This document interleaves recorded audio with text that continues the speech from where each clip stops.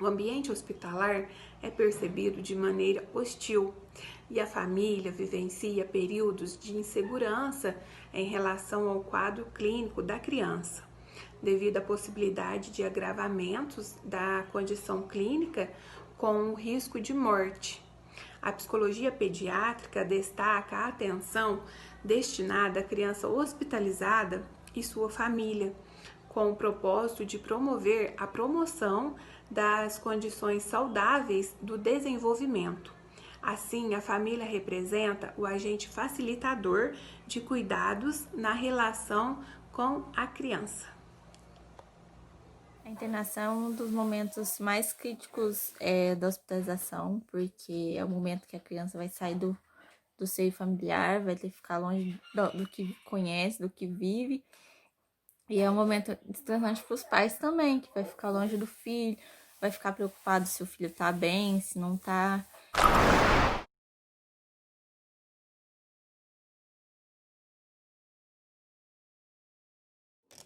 A internação de uma criança é um dos momentos mais críticos na hospitalização. A criança, diante da hospitalização, pode apresentar sentimentos como medo, sensação de abandono, sensação de punição, que podem desencadear mais sofrimento e dificuldade de intervenção para a equipe. Tudo isso ocorre ao mesmo tempo, mas com intensidades diferentes. Em cada criança, dependendo da idade, situação psicológica, afetiva, rotinas hospitalares e o motivo e duração na internação. Sendo essas condições que determinam um maior a menor comprometimento com o tratamento. A criança pode perceber a hospitalização como um abandono por parte dos pais ou uma punição pelos seus erros. E também apresenta medos e fantasias relacionados ao hospital. Fantasias de morte ou cronicidade, gerando muita ansiedade e angústia, que muitas vezes é causada pela falta de informação adequada, falta de prognóstico ou de tratamento. Como resposta a essa situação, a criança manifesta as reações emocionais e comportamentos agressivos. A criança hospitalizada apresenta 3 manifestações: a fase do protesto, depois a fase do desespero e, por último, a fase do desligamento ou da negação. Os profissionais da saúde não devem deixar a criança ser submetida a um procedimento doloroso sem antes prepará-la para enfrentar construtivamente essa situação. Isto possibilita que ela mobilize suas forças interiores para enfrentar a situação estressante e aumente a tolerância ao desconforto.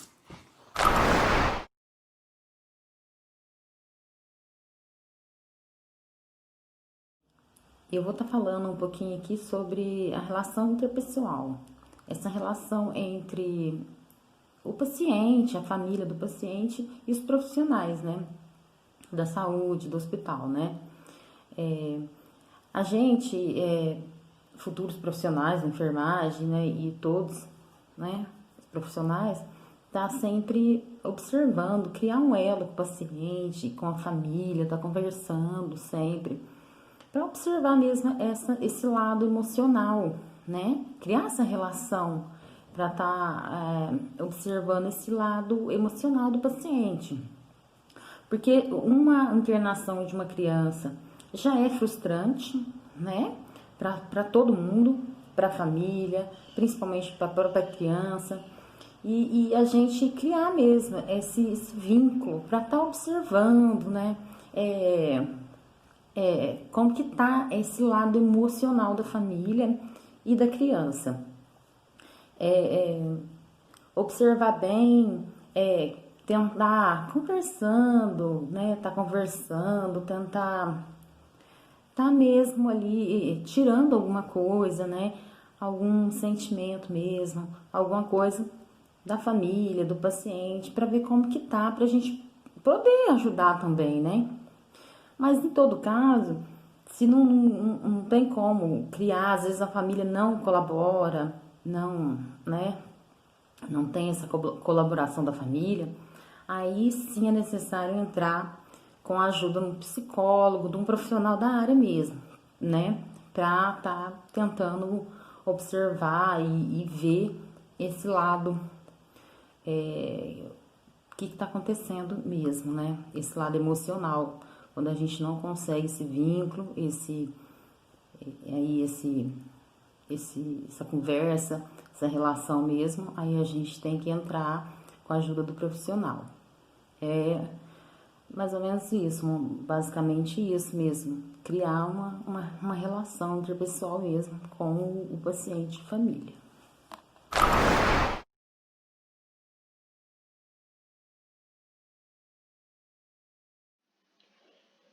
Bom, as relações que a enfermagem estabelece com a família da criança hospitalizada são voltadas para a transmissão de informações básicas apenas, né?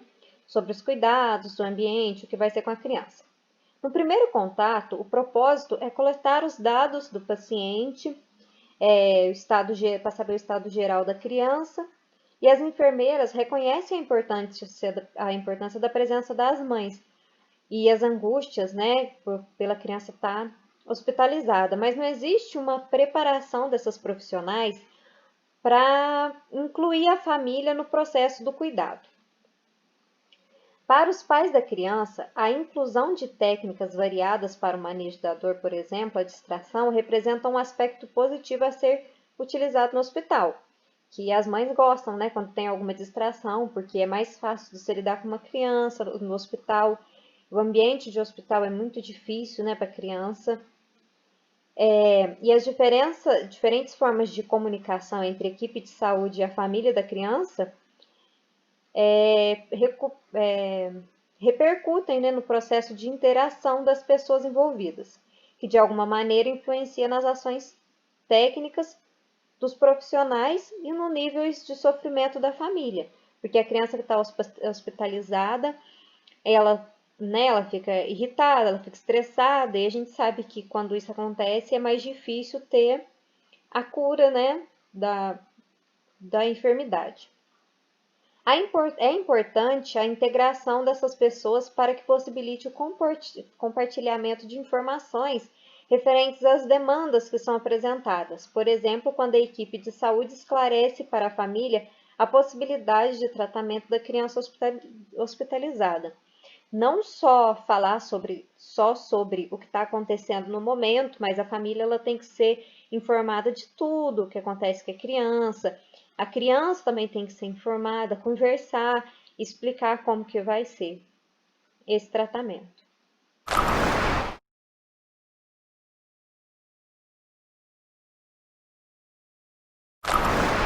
O cuidado da equipe de enfermagem destinado-se ao familiar relaciona-se à transmissão de orientações educativas, para que os pais possam observar as mudanças físicas que ocorrem com a criança, por exemplo, a temperatura, e que possibilita solicitar a presença de um profissional de saúde.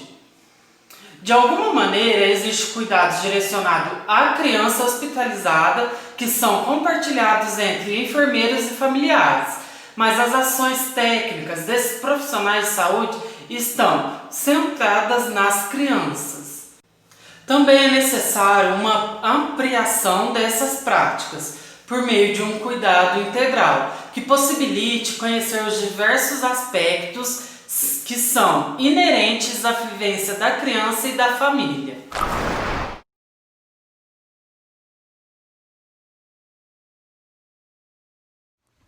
Crianças com problemas graves ou até mesmo crianças que estão fazendo tratamento odontológicos, elas estão sendo muito menos afetadas do que os adultos ou até mesmo os idosos que são de grupo de risco.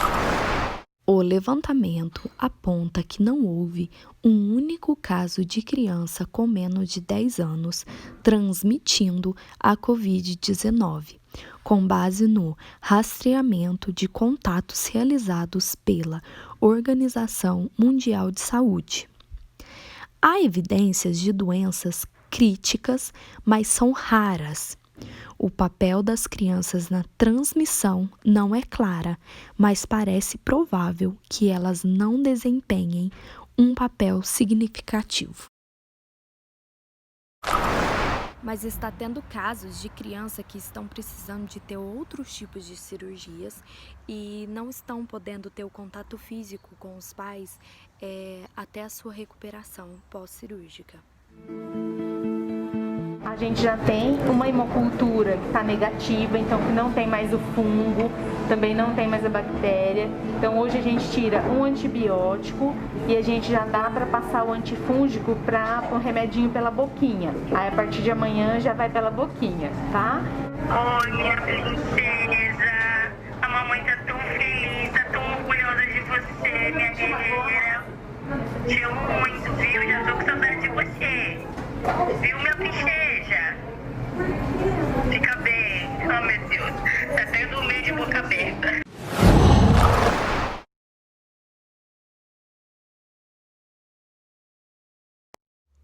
Então, é muito importante lembrar que está sendo muito difícil para as crianças que estão tendo que ir até os hospitais para fazer algum tipo de tratamento, algum tipo de cirurgia, porque elas não estão podendo ter aquele contato físico com os pais ou até mesmo com outras pessoas.